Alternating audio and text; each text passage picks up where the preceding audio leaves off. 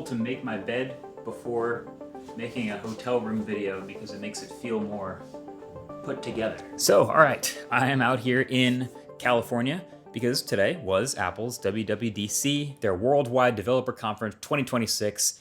And every year, this is where we expect all the announcements for all their latest in software: iOS, macOS, watchOS, etc. And this year they did some of that. But they actually mostly breezed through that stuff pretty quick and then got down to like the two main new topics, which were trust and safety for kids and Apple Intelligence and the new Siri. Now, the breezed through updates part I actually liked, because that was actually, instead of being just like new feature, visual overhaul, liquid glass, all this fun random new stuff, it was actually a little bit more of a holistic, like combing through some of the stuff that's been needing attention that hasn't been getting it lately, the smaller details. Like a lot of the recent updates with liquid glass and all these pretty visual, dramatic updates have been, I think it would be lying if we said they didn't feel a little sloppy sometimes. We've all seen the stories about battery life going down or performance degradation getting kind of weird, or just bugs here and there with things like readability. So through all of their operating systems, iOS 27,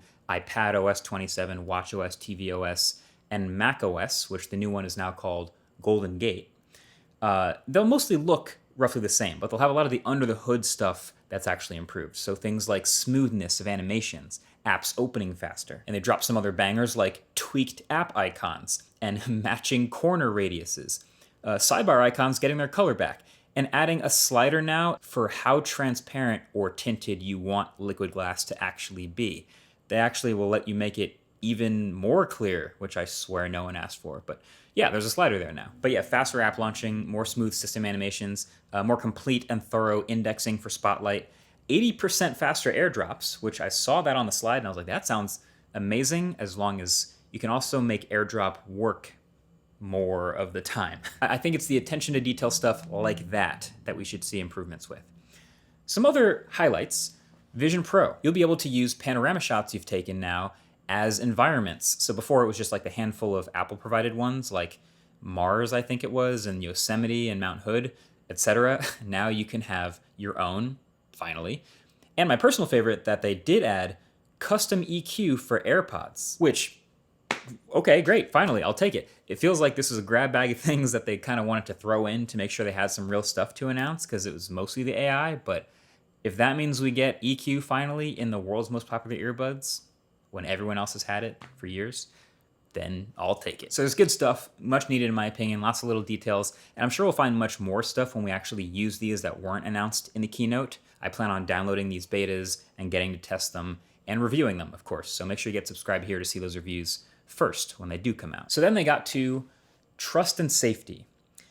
This was the whole middle section of the keynote, and it was basically them going down this rabbit hole, I guess you could say, of trying to tell people that the best experience that your kids can have is with their own device that is controlled by their parents. You can probably see where this is going. So they talked through a ton of child safety features, stuff like a dedicated child account so that the parent account can control which apps they can download and which websites they're allowed to visit and who they're allowed to talk to, obvious stuff.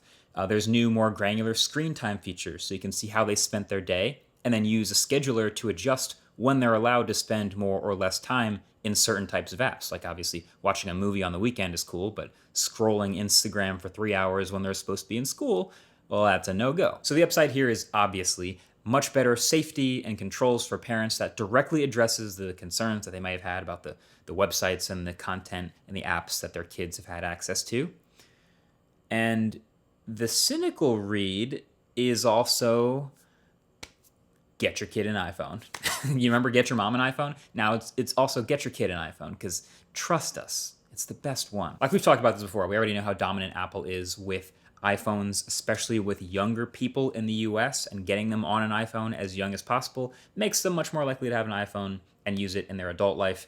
And so this is like the lowest common denominator version of that, which is the best possible parental controls means the youngest possible iPhone users, which means more iPhones in the future. Yeah, makes sense. But the big thing we all expected them to talk about here, which they finally got to, was the new Apple Intelligence and the new Siri. And they got to all of that. And I would say the new Siri is exactly what we were expecting. Like in terms of capability, pretty much straight down Broadway, like no dramatic surprises, nothing that they announced that made us go, oh my God, that's crazy.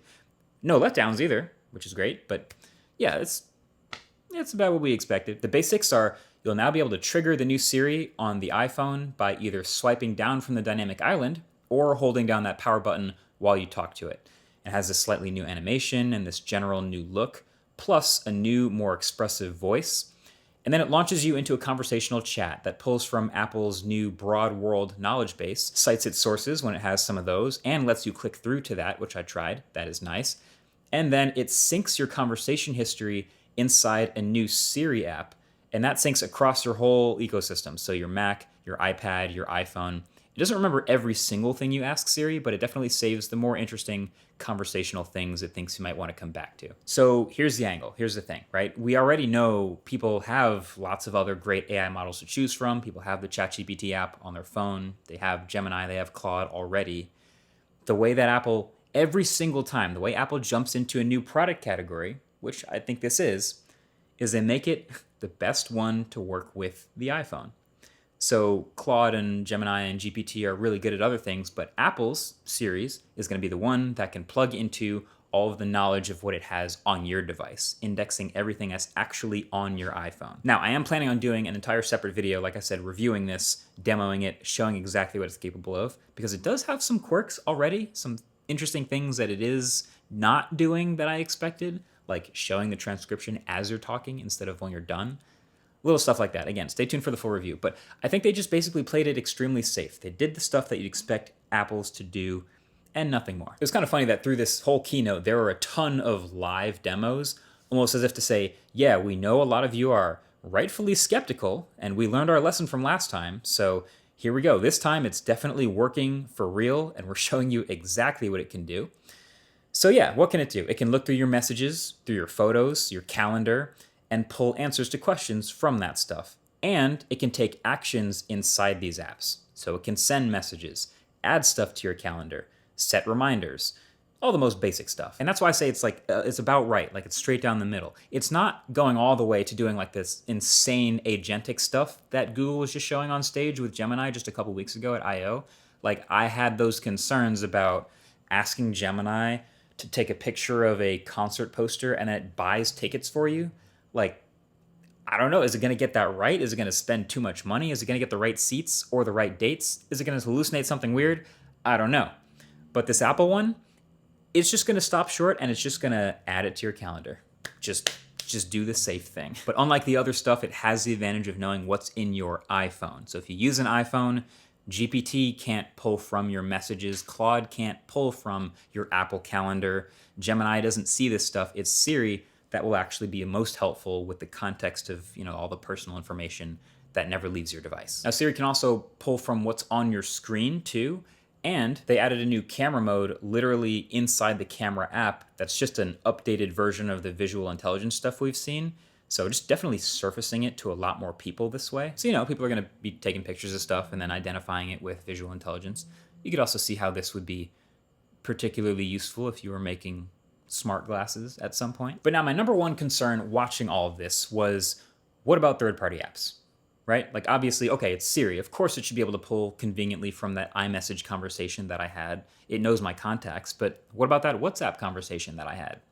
Or what about pulling from my Google Calendar instead of my Apple Calendar? What about sending something to, I don't know, a separate notes app that I like to use instead of Apple Notes? What about all that? And I plan on digging into this way more when I actually get my hands on with the OSs, but it seems like the answer is, as long as the developer has enabled like app intents and the App Store knows what type of app it is, then it can be summoned intentionally by the user. It doesn't seem like it can be a default, but you can decide to use other apps if you tell it to do that. It's like by default, if you ask it, hey, Siri, remind me of like that podcast that Greg recommended me and play it. It will, of course, if it's an iMessage conversation, find it and then start playing it in Apple Podcasts. But if you don't want to, you could say, play it in Spotify or Pocket Casts, and then it would know that that's also a podcast player and it would do the app stuff and do the same action in that app for you. So as long as you tell it you want to use a third-party app, you can. But I definitely need to push this to see how far it goes. Like, is it going to be able to do geo-fenced recurring tasks in TickTick, my app of choice, instead of Apple Reminders? Maybe, I don't know. Is it going to be able to pull from WhatsApp group chats if it has like the same set of contacts as iMessage? TBD, we'll see. But here it is. Here's the most disappointing slide from the whole keynote. This is the list of every device that supports the newest, most powerful Siri on-device models. So yeah, the only iPhones that will run it are the iPhone Air and 17 Pro. It's because those are the ones with 12 gigs of RAM. Kind of hilarious considering the iPhone 16 was built from the ground up for Apple Intelligence and is already outdated before that stuff is even coming out. But I'm told that the only difference between the most advanced on-device models and the ones that all the other iPhones will be getting, like the 16, is the new Siri voice and the updated dictation features. Also, fun fact, in Vision Pro, Siri is just this little floating orb in your space, and when you want to activate it, you literally just look at the orb and start talking. And since there's eye tracking, it knows and responds. Clever. So you can ask it about, the windows you have open, or even any of the objects around you in your real space. Reminds me a lot of Circle to Search on the Galaxy XR headset. Remember that demo? You could just sort of point at something and Google it in real life. Very useful. But then there's also some new Apple Intelligence things that they talked about that aren't part of the new Siri. Like if you have a ton of Safari tabs open, it can automatically arrange them into groups for you based on topics and then automatically keep them sorted. And then you can also describe a Safari extension with natural language and it'll just build it, which is really cool for especially things like the most ultra niche thing that you want your web browser to do. Or even better, you can describe a Siri shortcut with natural language and it will build that Siri shortcut for you and let you edit it after the fact with the full-on editor. So this is a great way to make that sort of stuff much more accessible. Exact same thing Google just did with their home automations. Just describe the automation, it'll build it, then you can edit it later. Speaking of home, the update where those like 15 notifications you might get in a row all get summarized and consolidated into one updating notification from Apple Home. Finally, that is long overdue and much welcome. Plus, you can search through your footage to find clips of anything like a package delivery. There's also the new photo editing tools, which will now not just do cleanups, but it will also now offer to extend the outer edges of your image by up to 25%. And the demos I've seen seem to work really well, extending in all directions. And it immediately makes me wonder if I can just take that finished image and then extend it again and again and again. I don't know. How far can it go? And then there's also spatial reframing, which is quite literally turning the image using what it can figure out with AI about depth to work out what should be in the new background with new perspective. This is really the closest they've ever gotten to bending the definition of what is a photo. Very technically impressive party trick, but I think maybe still a party trick. It's weird. I don't see people doing this a lot, but it is crazy if it works. This is also one of the things that they had to mention will have limited daily use. If you want to update your total use, because this uses their more powerful cloud models, if you want more usage, then you have to update your iCloud subscription to get more. Oh, and then maybe the most Apple thing ever is the new Passwords app. Will be able to identify, first of all, if you have a compromised password or a weak password. And then the feature is it will be able to agentically go to that website, log in with your weak password, go through the menus, and change it to a more secure password for you, and then save and remember that secure password. Super, super clever, very convenient. And that also basically means you're locking yourself a little bit more into that Passwords app because that's now the one that knows your new passwords. In fact, that might have been the theme for this whole event. The irony is not lost on me that they named the newest version of macOS Golden Gate, because when the walls of that walled garden are golden gates, it's like maybe it's not so bad in there anyway, right? Maybe if you use iMessage and Apple Calendar and Safari and all of their services, it's kind of nice. Unless you're a HomePod user. There was no mention of the HomePod for the entire keynote, the entire event. You remember the HomePod, that little Siri box with nice speakers in it? Yeah, I don't know what's going on with that one. Oh, and then one more sneaky reference at the end. So if you were still paying attention an hour in with like 10 minutes left in the keynote, there was a slide. They showed some new developer tools that would help you build your app to resize dynamically to different aspect ratios, which is, that's interesting. What kind of device would have multiple aspect ratios that you need your app to, right. Tell me you have a foldable coming without telling me you have a foldable coming. Anyway, get subscribed for those full reviews, and make sure to leave a comment below if there's something specific that you want to see tested when I get my hands on all that beta software. And also make sure to get shopping for Father's Day with the sponsor of this video, Ridge. So reminder, Father's Day is coming up. It's June 21st.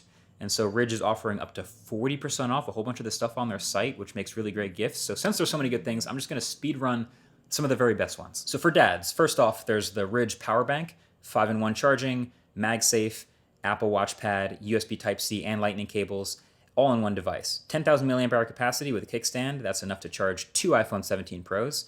And it's the one charger that actually does it all. So then there's one of my new favorite items, the tracker card, which works with Apple's Find My network. It's IP67 rated, and it has a battery that lasts up to 5 months and can be wirelessly charged. Also, it's plenty loud when you need to find it. And of course, wallets. So the new Heritage in oil waxed leather, giving it an old school look. Or if your dad loves the outdoors, these topographical wallets are inspired by real elevation maps of Yosemite and Yellowstone and the Great Smoky Mountains. Very clever. Use the link below, ridge.com/mkbhd, to get up to 40% off for your dad or for yourself. I'm not judging. And hey, if you get something that's not the right fit, they have a 99-day free return policy, no questions asked. So that's been it.